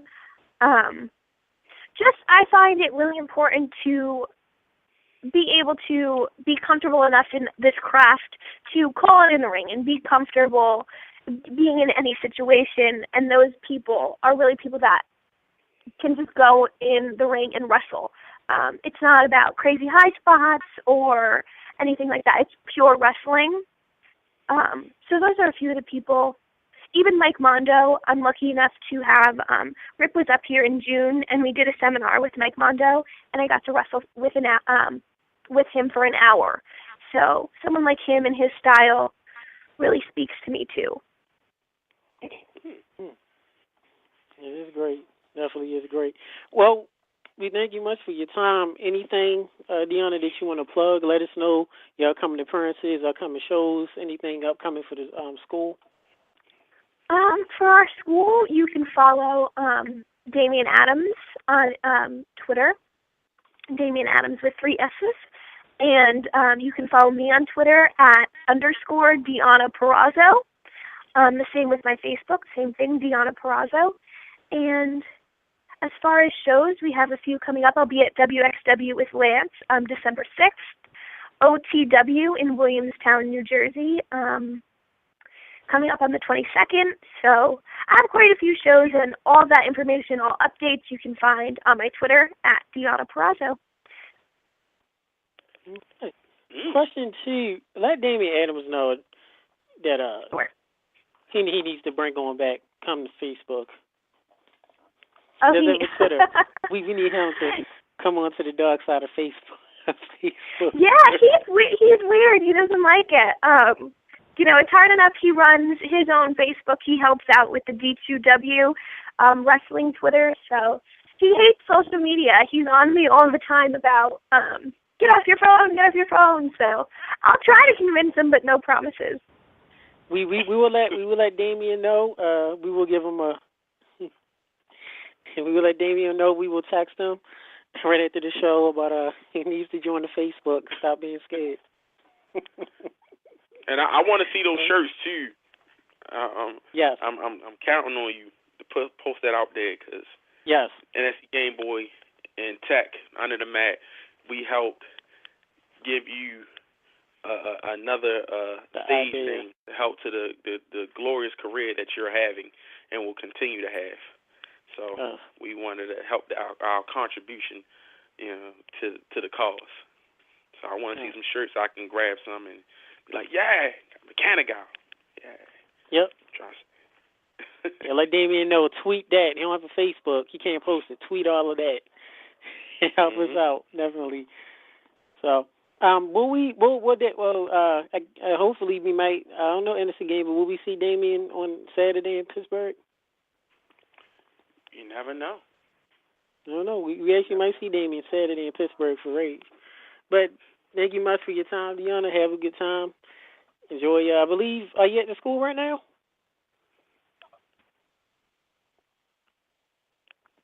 Hello? Anybody there? We do apologize. Oh, we lost call did drop. Yeah, Deonna's call did drop. If she calls back, fans, we will bring her back in. But we do think for our time, we do know Tuesdays is when the school's open, one of the days. And when Damian called last week, he was training. So if she doesn't call back, thank you much for your time. Thank you, Damian, for providing her onto the show. And congratulations, too. Yes, big congratulations to her also, doing work for WWE and wrestling a match for TNA. There's a lot of wrestlers wrestled for years upon years before they got that chance. And with her only being in the business for a short time and only having about 8 matches, she's already achieved those goals. And hopefully much success to her. But we do, and it's a Game Boy, that SmackDown 15th anniversary. Remember that segment very well. Damian Adams came, seeing Deonna there, seeing Lance. When you think of SmackDown, we remember wrestling before SmackDown. When you hear the word SmackDown and wrestling, what's the first thought that comes to your mind? What's the first image? When I hear the word SmackDown, yes. To be perfectly honest with y'all folks, when I hear the word SmackDown, I don't think of the show. I think of The Rock, because when I was a teenager, when I was going through high school, that was when Rocky Maivia made his transition with the Nation of Domination, DX, and becoming the phenomenal, the great one that we all know and love today.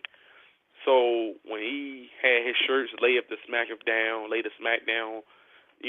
catchphrase before the show even aired, that's what I thought of. And anybody of my age group and higher, or in my generation, will probably agree with me. When you hear SmackDown, you think of that first, and then you think of the show, because he's the one that put, you be in school, or you be at work, or you be around your friends, I'm gonna lay the SmackDown on, who talk like that,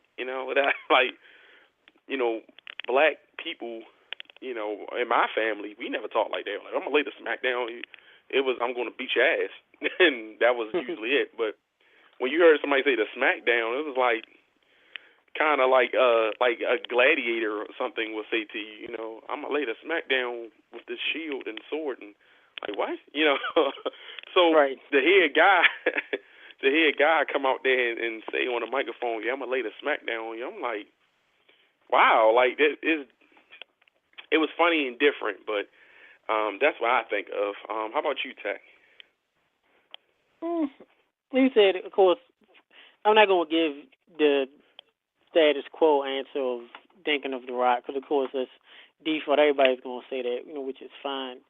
I think about SmackDown. I just think about first episode when Shawn Michaels super kicked The Rock in the face. Oh yeah, the first ever SmackDown episode, and actually the only time The Rock and Shawn Michaels actually had any physical altercations in the ring, because they never wrestled against each other at all. They've been in the ring together, but never wrestled against each other. But I just remember that match, Triple H against The Rock. And if you remember, the first episode of SmackDown was a special. It wasn't even like this is before it was even a weekly program. Yeah, it was a pilot. It was their tester show to see if it would be a hitch, and it was a huge success. I also remember that, and I remember the little segment at the 15th anniversary of The Rock talking to Triple H and him explaining to him, how your punk boy, kicked me when I was about to put you away and everything. And a lot of critics always wondered, why The Rock and Shawn Michaels never had a match together. You know what I mean?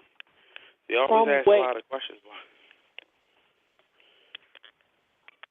From what we've been told, and we're not mentioning names by people in the business, by the boys, that there's speculation of why The Rock, and The Rock has said he never really had the desire to work with Shawn Michaels. Reason why is rumors and strong speculation that back when The Rock started off as Flex Kavana, when he was starting off in the early years in the 90s, it was said that young Shawn Michaels isn't really all that respectful to The Rock or towards his family when Michael started off in the business. So therefore, and we all know about how Shawn Michaels used to be in the early 90s, in the mid 90s, he was the champion, how he could, act like a butthole, what have you. So because of some antics Shawn Michaels showed in the early years, that's why when The Rock became The Rock, that's why he never really wanted to do any work with Shawn Michaels as far as the programming and wrestling. Because that's always the dream match that we will always like to see, The Rock and Shawn Michaels. Could have happened many a times, but it never did.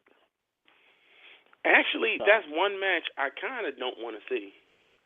Because of their wrestling. Now, when I was younger, of course not now, years ago, yes, I wanted to see it. Don't believe me, like The Rock and Shawn Michaels, two of the greatest on the platform, a WrestleMania angle or whatever.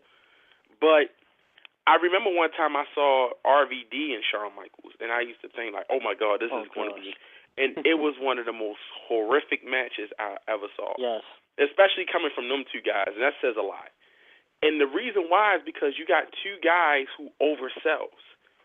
So both of their move sets look outlandish because you got two wrestlers who, when they hit each other, they fly up in the air and spin, and it just looked good on paper, but when it came to fruition, it was just like a big crash, and it kind of gave me the vision like, oh my God, this is the way it go. Imagine The Rock and Shawn Michaels. Because both of these guys are both flamboyant, and they both are known for their overselling. Right. Austin and The Rock has been legendary, and The Undertaker and Shawn Michaels have been legendary. But when you think about Austin and The Undertaker, these are formidable opponents who are used to being bashing. And then you got these two characters, which is The Rock and Shawn Michaels, who used to selling so much, making their match and their opponent look much stronger. So when you got it, I know, and folks, if you disagree with me, please feel free to hit me up on Facebook, hit me up on Twitter. I'd love to conversate with you on it. But real quick, NSC Game, not to cut you off, I believe we have a caller. Area code 443. Welcome to Under the Mat Radio with NSC Game Boy and Tech. And he dropped. Well, she dropped. If call if you can, please give us a call back while we still have some time on the show. If you want to discuss what we're talking about or talk about something else. Yeah, and real quick, one more time, while I got this chance to, I'm gonna go ahead and get the plug on. Once again, tonight's episode has been sponsored by Bentley's Plumbing and Construction LLC, the owner Murray Shriek, and the co-owner Brian Weber. You can reach them at 443-983-3902. Once again, 443-983-3902. They do everything, anything from small jobs to rebuilding homes and new construction. So you got a problem, feel free to hit up Bentley's Plumbing and Construction LLC, 443-983-3902. Tell them the boy sent you. They'll take care of you.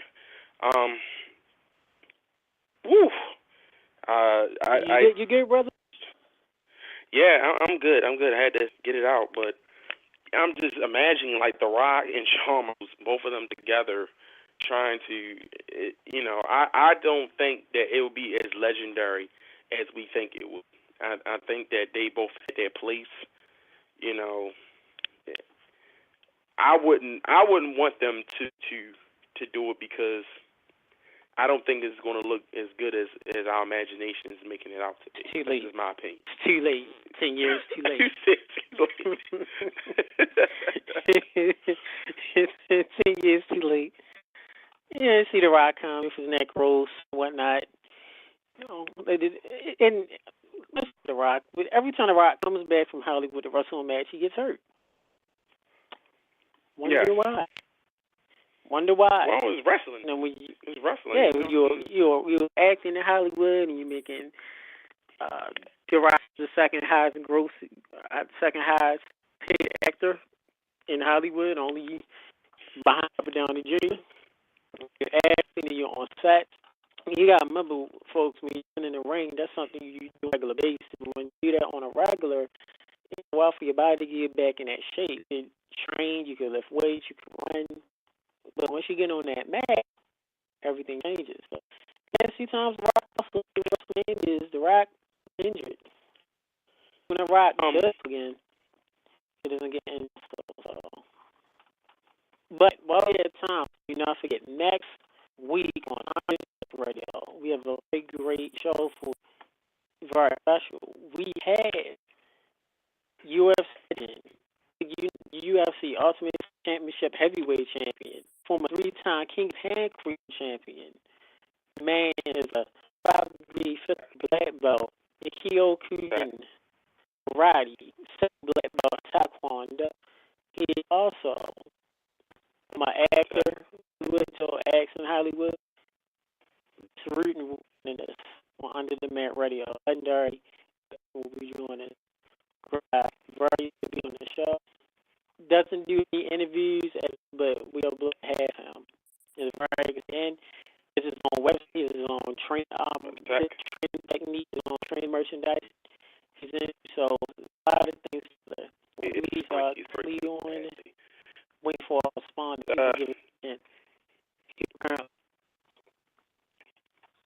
His own information. Shinblade. Yeah, here now. Shinblade. Shin? Yeah, how are you doing? How was the interview? Yeah, it was great. Great. I'm here. We was letting that about a great show coming up next week. Well, Hall of Famer Bass Rutten from the UFC and King of Pancrase will be joining us. Okay. All right. And also, to state this, next. Yes. Yeah, good. We can hear you. Hello? Good. Yes, good. Tomorrow I will be meeting with some big corporate executives from one of the biggest wrestling companies in the United States. So this week I'll be giving the news. It's going to be positive. Fans, we do apologize. Shinblade signal was acting up. We'll definitely call back. But Shinblade was on the show that we do have a very huge meeting with a national television company and corporation. Shinblade will be going in representation of us Under the Mats Radio. So once we get more information on that, fans, we will let you know.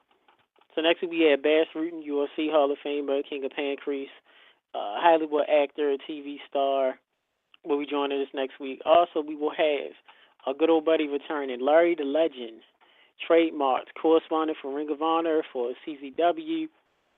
He just did work in Madison Square Garden. Great ring announcer will be joining us again on Under the Mats Radio. Of course, the time 7 p.m. to 9 p.m. Eastern Time on Blog Talk Radio. Believe and don't forget, we'll have highlights from Rage. Yes, we will. This weekend from Pittsburgh. So yes, don't forget this Saturday. Yes. Yeah. Shen, we can hear you now. You can go ahead and finish up your announcement. We hear you better now. Okay, sorry. That building tapped my signal. Coming tomorrow, Under the Fans, I will be meeting with one of the biggest wrestling companies in the United States, let alone the world. I will give details. It's going to be positive. I'm going to give details next week on Under the Mat Radio about the meeting and a few points of it. Okay. And while we have all three of us on here, don't forget this set. I'm sorry, go ahead.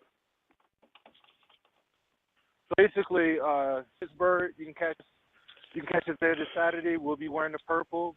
We might get beat up. Don't think so. We just under the mat. We do it big. We do it live, and it is what it do.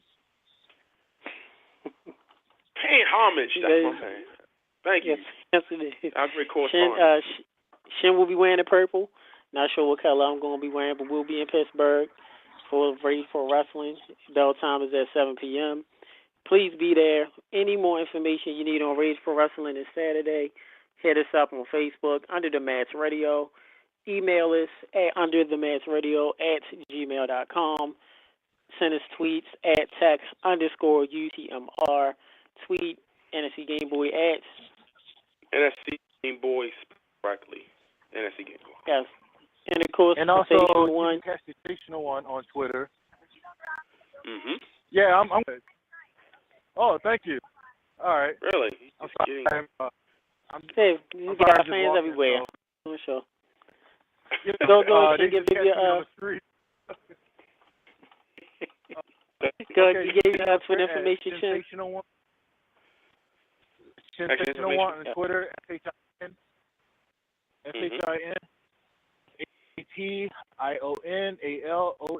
And also, I want to thank the fans of Under the Mat being on the site this week for posting your thoughts about the New Day with Xavier Woods and Kofi Kingston's new so-called gimmick. Yes. Thank you. Hey, real quick, we gotta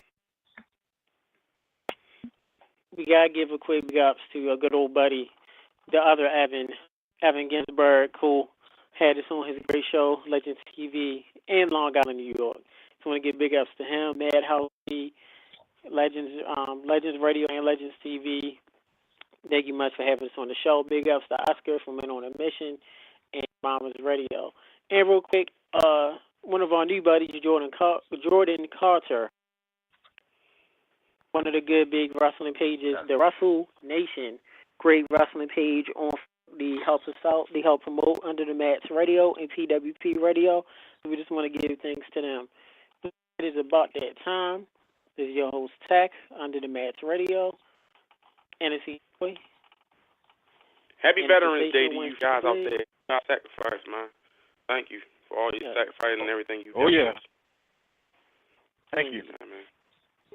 Thank you all for your veterans, active, or even that are vets currently active. Thank you much for your time and for your sacrifices. We love you much. We will talk to you next week. See you then. And the crowd says amen. Amen.